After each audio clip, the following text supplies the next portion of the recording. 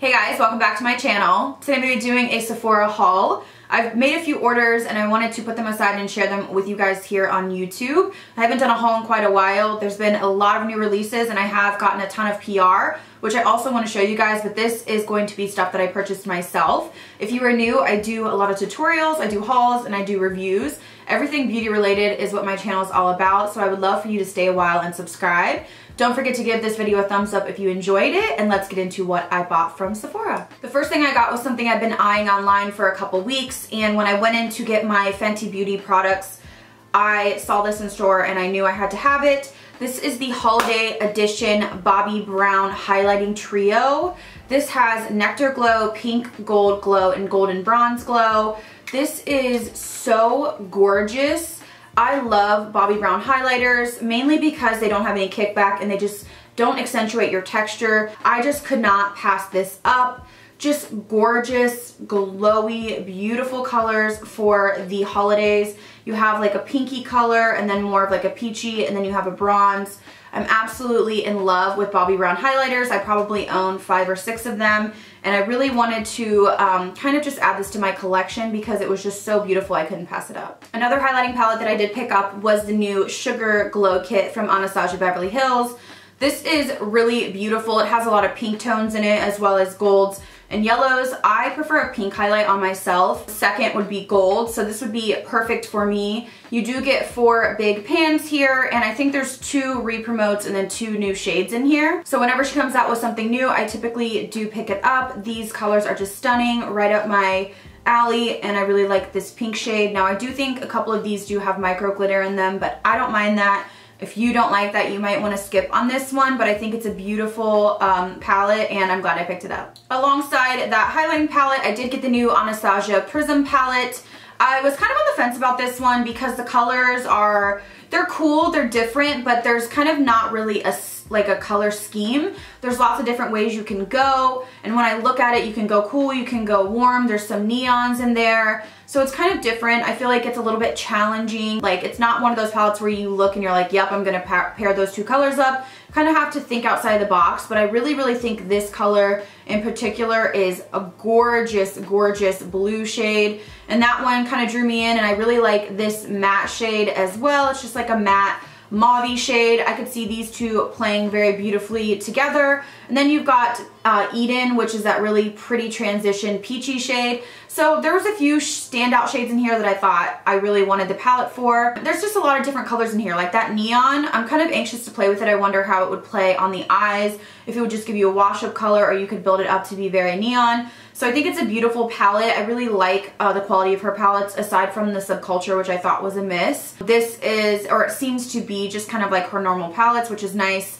because the Subculture was just really hard to work with, and I just felt like it was grabbing in areas, and I didn't notice it with this one, so I'm glad I picked it up. Also from Anastasia Beverly Hills, I feel like this isn't turning into an Anastasia haul, but this is her new blush kit in the shade Radiant. It was the lighter of the 2, and I really honestly didn't need this. In hindsight, I probably shouldn't have got this because I have 1,000,001 blushes, but I'm a sucker for a nice blush.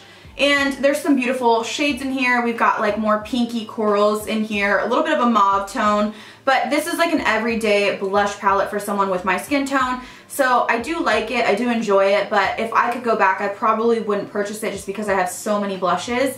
Now for someone that doesn't have a ton of blushes or is trying to build their kit, I think this would be a good investment, but for me, I think I just probably pulled the trigger a little too fast. So this next palette I got was an extreme splurge for me. This is a Pat McGrath Mothership palette.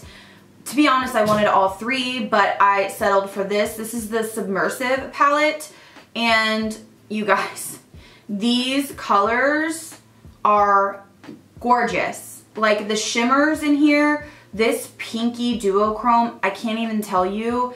My jaw dropped when I opened it. Like a lot of palettes I open and I'm like, oh, that's pretty, that's pretty. Like I was like, when I opened this and swatched some of these just gorgeous shimmer shades, they're kind of like a Dazzle shadow from MAC with a little bit more pigment. I am just so enthralled with this palette. and I want to do a tutorial coming up. The palette inside is just gorgeous. There is mostly cool tones in this one. The shimmers just really stood out to me. I just felt like these were different from stuff that I had in my collection. You do get a couple mattes to work with. The one thing I will say about these palettes is I feel like you might need a couple transition shades from another palette. I'm okay with that, but it is kind of annoying for the price tag. I wish there would have been a couple lighter mattes in there, but these colors are giving it to me 100%. So I don't know, I'm thinking about, like, I'll try it out, see what I think, and then if I'm really in love, I may pick up another one when the Sephora VIB sale comes. So the next item I got was kind of like a little holiday set.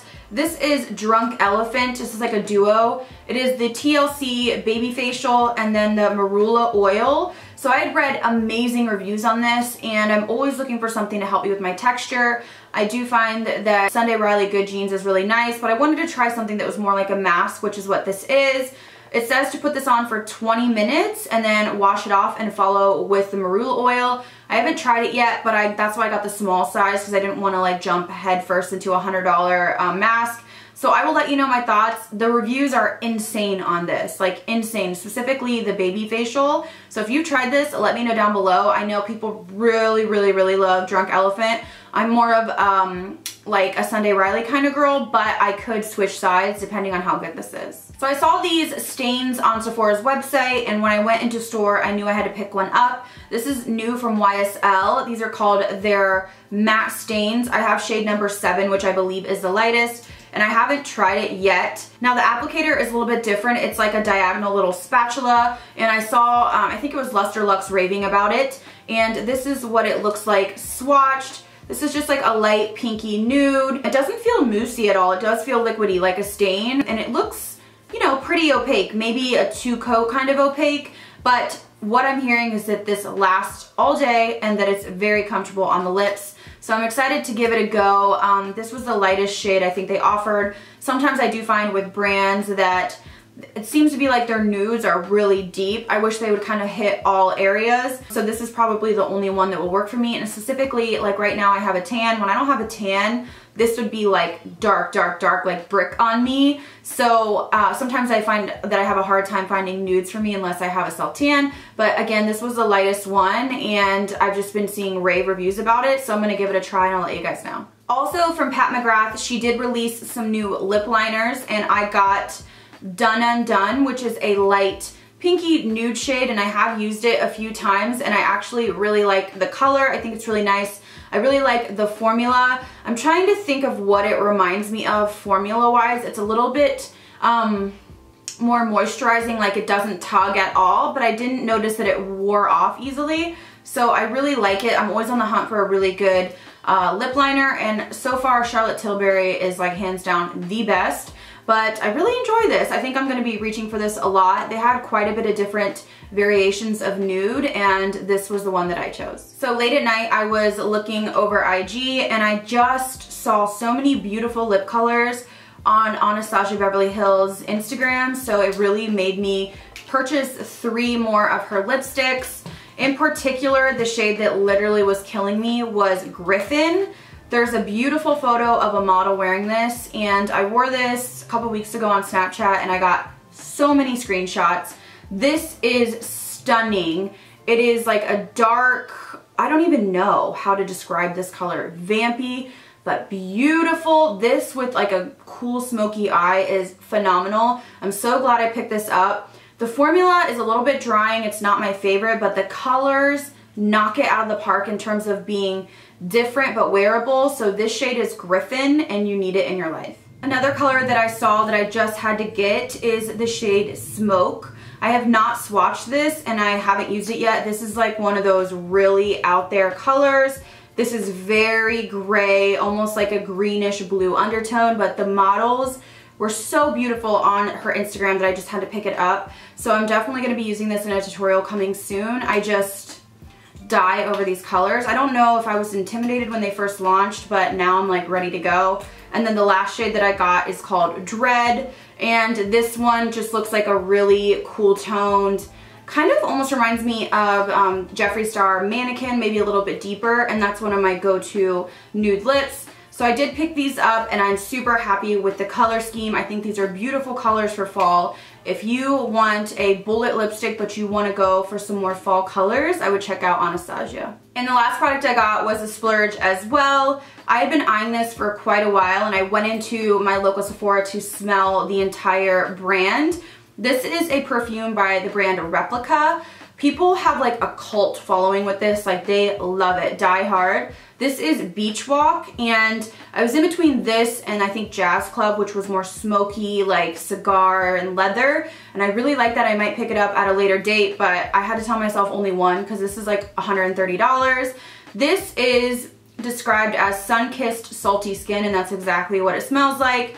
What I love about this is just the luxury factor of it. You can tell the bottle and just the way it's so heavy, and I mean it really just smells so strong. It's not artificial at all. It's one of those things I can smell like on myself later in the day. I can spray 2 sprays and be done. Whereas a lot of other sprays I kind of find myself just like dousing myself. This is like a couple spritzes and you can smell it on your skin. And I really think for the summertime it's going to be really nice, especially in those summer months. So I did have to pick it up, and I do think I'm going to go back and get Jazz Club because it just smelled so good and so unique, and that's why I like these. So something I was eyeing for a long time and I finally pulled the trigger. Alright guys, so that's it for me and my Sephora haul. Hopefully you guys enjoyed. Let me know what you've been eyeing from Sephora or what you've picked up lately. Thank you guys so much for watching. I'll see you in the next video.